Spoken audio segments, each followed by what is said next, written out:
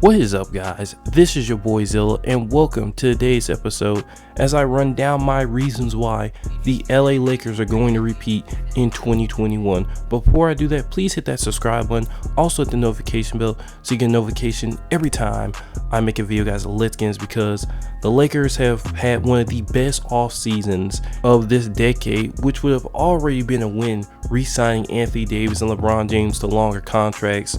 But not only that, they gave up some talent to get even better talent, so now they're even better positioned to pull off that three-peat, which has eluded every big-time dynasty since the tandem of Shaq and Kobe. And now the Lakers potentially put themselves in a position to put up that feat that not even the Golden State Warriors could achieve. And when you look at this roster, you can definitely tell Rob Pelinka was not playing around with getting a great supporting cast from the pretty questionable situation they had at the beginning of the offseason. I mean, when you look at it, they got rid of Rondo, which was a key important piece to their title run, and replaced him with an arguably better player who was second in 6th Man of the Year votes. And not only that, but this dude combined with Anthony Davis, with Marc Gasol, who they also got, who's going to be a key important defensive 3-and-D center who fits in with LeBron James and can help space out the floor without giving up much size. But I also haven't even mentioned Dennis Schroeder combined with Montrezl Harrell, their biggest pickup, and the one that's pretty much going to guarantee, above, maybe injuries happening, that they stay healthy, they are going to win the championship in really convincing fashion. This dude combined with Dennis Schroeder's pick and roll can, help stabilize the offense when Anthony Davis and LeBron James are on the bench. So I expect their minutes to go down from 36, which is already pretty low for the league, down to 34 or 32 to guarantee non-injury. These guys can play heavy minutes while, still building chemistry with LeBron James and Anthony Davis for the playoff run. And then we come to the more underrated moves that not only solidifies that not only they got better, but arguably retained some of their most important pieces to their championship run last year or early this year, technically. I mean, just think about it. They re-signed KCP, which was a huge move. Re-signed one of the dudes that was the most clutch in the finals, re-signing and still having Caruso and Markieff Morris. Plus, they also still have Kyle Kuzma, who's going to be a great productive role player, coming off the bench and constantly improving himself. Then you got Talen Horton-Tucker, who is another great person who's just out of the rotation but has made some major improvements to his game. And if he stays ready and keeps improving, if somebody goes down the Lakers, he's going to be a quality role player that can fit in to whatever role, whether it's shooting guard or small forward, and bring the Lakers some quality minutes without taking a hit to their production. And also they have Quinn Cook and Alfonso Kenny, guys that can also step into that role if need be, which is kind of amazing. These guys aren't even in the rotation, which really arguably you could say it's a 10-man rotation. They have basically 2 starting lineups with these other 3 guys basically on the bench warmers trying to get into that rotation once an injury happens. And then on top of that, we're not even talking about the 2 additions that the Lakers are trying to go after. Trevor Ariza, which if they get him, it basically seals the title. Now, who would they trade for Trevor Ariza? I think they would trade Kyle Kuzma. He's a young player, fit well in the Thunder. The Thunder are trying to go young, and they're trying to take all the bad contracts. So getting Kyle Kuzma and then possibly re-sign him if he has like a really good rotational or even starting role would be a great asset for Oklahoma to have.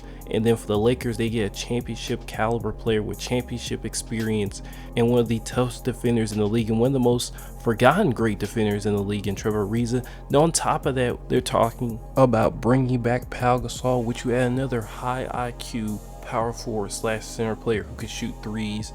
So let's just say in case, anybody gets hurt on the roster, worst idea or scenario, Anthony Davis, Pau Gasol could come off the bench, play 10-15 minutes, and not only that, give his basketball expertise and knowledge to help the team figure out how to counter different offenses and defenses, as Pau Gasol has pretty much seen it all in his long NBA career. And when we really look at this team, which to me is the best in the league by far, what are some of their strengths, what are some of their weaknesses? Now, one weakness I see with this Laker team is size. And when we just talk about, other than Marc Gasol, right, there's not really a backup reliable center. They basically traded all away their good centers with Dwight and, JaVale McGee to free up space for Marc Gasol, course, you could say they can make that up, but even though that is a, sort of weakness, what team can really take advantage? Maybe the Blazers, maybe some other teams, but not a lot of teams can take advantage of the size, and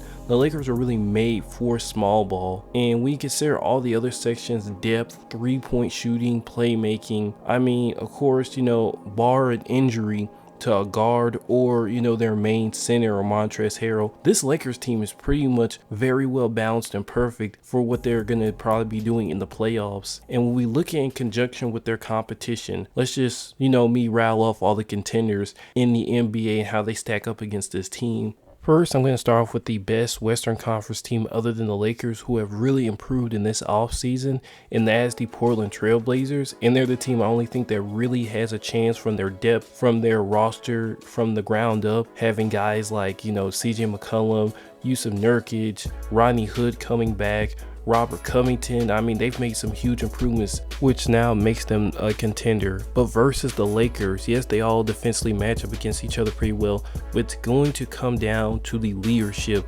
Yes, the Blazers have done an amazing job surrounding CJ and Damian with talent, but it really comes down to those two's play, how they make their teammates better. Because to me, when I look at them, their great play is disconnected from their teammates as far as system wise. And if they're going to beat the Lakers or even contend with the Lakers, even with their great depth, they're going to have to play great team ball while also getting superstar performances from CJ and Dame. And how they're going to do that, they're going to have to sacrifice parts of their game, whether it's taking, wasted deep fadeaways or deep threes in the playoffs for more team-oriented ball that maybe involves more cuts that make his teammates better, that gets his 3-point shooters more shots, because they have enough defensive players. But it's all about how are they going to make use of Nurkic better, because he's had questionable performances, not only in his improvement, but his consistency offensively and defensively. So Damian Lillard and CJ are going to have to set him up way more if they want to be successful. And plus John Collins, Anthony Simons could get some good minutes in there. So it's all about making these guys better so they can all play in tandem with each other, not just Damian Lillard or CJ McCollum playing hero ball and chucking up shots, when they could take those possessions, making their teammates better and getting more quality and educated shots. So they have a chance, but I think the Lakers are going to beat them solely on their depth and talent against the Blazers. Had this have been this team versus last year's Lakers, they would have probably maybe won the series. But now comparing it to the Lakers improvements, which the Lakers already had a head start by saying Anthony Davis and LeBron James, so now it's the Lakers slightly ahead of the Blazers, which I think they would beat them in like 6 games in a competitive series. But basically, they can take on anybody in the West. I mean, the Pelicans are too young. The Clippers don't have enough depth and consistency. The Warriors lost Klay Thompson. That's all that needs to be said there. The Nuggets are pretty much the same as Bobo. And Michael Porter Jr. really improved their level of play, which would make them contenders again.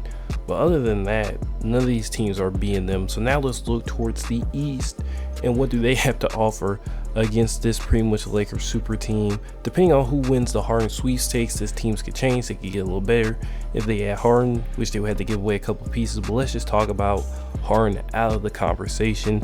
The Miami Heat and Boston Celtics are not getting to the NBA Finals. And if they were to get to the Finals in a special situation, they would get creamed by the Lakers. Look, the Heat only got worse. They're not getting back to the Finals, because if they do, that really says something about the Eastern Conference. And in the matchup against the Lakers again, they would get swept. They have less talent than they did before. Yes, some of their players may improve, but they're getting creamed. Then you have the Celtics, who only added Jeff Teague and Tristan Thompson, which is a start, but they're really not going to do their damage till next offseason. Yes, Jaylen Brown and Jason Tatum are going to improve, but they still haven't addressed the core issue of replacing Gordon Hayward with somebody of tangible note other than Tristan Thompson, Jeff Teague, who are just, nice couple of pieces, but they need that main bench piece to give them a lot of depth. Then we also have the Philadelphia 76ers, which they are great, but Joel Embiid and Ben Simmons, how are they going to work with this team around them?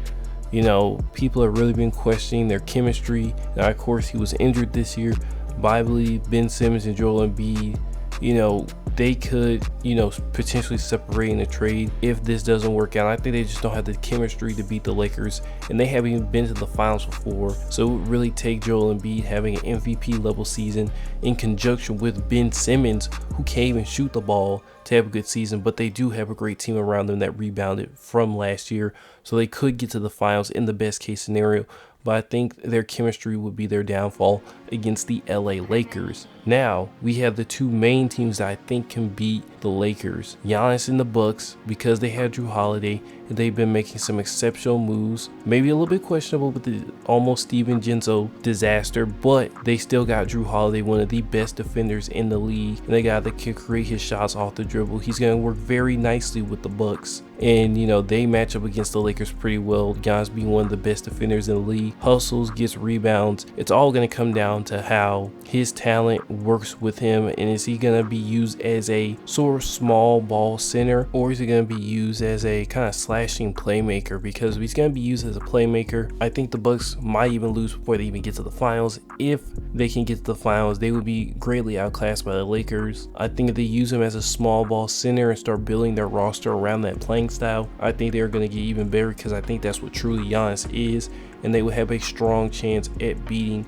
the Lakers. Now let's get to the last team that really, other than the Blazers, other than the Bucks, can seriously, you know, give this team a run for their money. Is the Brooklyn Nets. They got the depth. They got the two superstars. Let's not forget in 2016, Kyrie tore it up in the finals. It's all about him staying healthy. Then Kevin Durant, he tears it up in the finals whenever he gets into it. Then they have a good cast of role players that have played in playoff series without their two main captains, i.e. Karis LeVert, Jarrett Allen, Spencer Dinwiddie, and Joe Harris. And then they have other great pickups like Jeff Green. So they have an all-around really great roster. And I almost forgot to mention DeAndre Jordan. I mean, they have a really good balanced lineup that they can get their chemistry together. They can really challenge the Lakers, especially having those two offensive superstars. That is going to take a lot of pressure off those other guys to do other things in a series against the LA Lakers. But overall, there is no team as balanced as the Lakers. There is no team that can really say they have a full